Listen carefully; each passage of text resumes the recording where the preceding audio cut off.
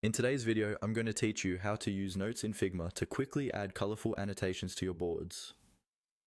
Let's get started by opening your Figma board. You can use any existing file or a blank one. The process will be the same. Make sure you're in the Figjam or whiteboard style view where you can freely place elements on an open canvas. Once your file is open, look toward the toolbar area where all your tools are located. What we're looking for is the note icon. This is usually represented by a small sticky note shape or a similar symbol. It's often grouped with other collaboration tools like comments or stamps. Take a moment to hover over the icons until you see a tooltip that mentions notes or sticky notes. When you find the note icon, click on it to activate the note tool. You'll know it's selected when your cursor changes or the icon appears highlighted. After you've clicked the note icon, a small panel or menu should appear that lets you customize your note. One of the main options you'll see is color.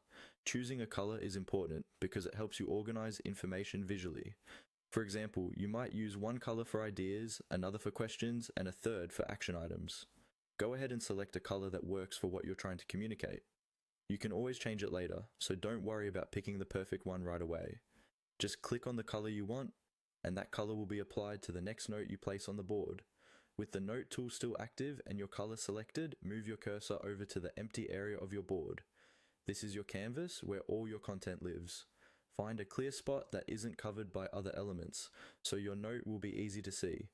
Now simply click once on the empty page. Figma will instantly create a new note at that exact spot using the color you selected. You can start typing right away to add your text, such as a reminder, a label, or quick feedback. That's all there is to it. Click the note icon, choose your color, and then click on the empty page to place your note.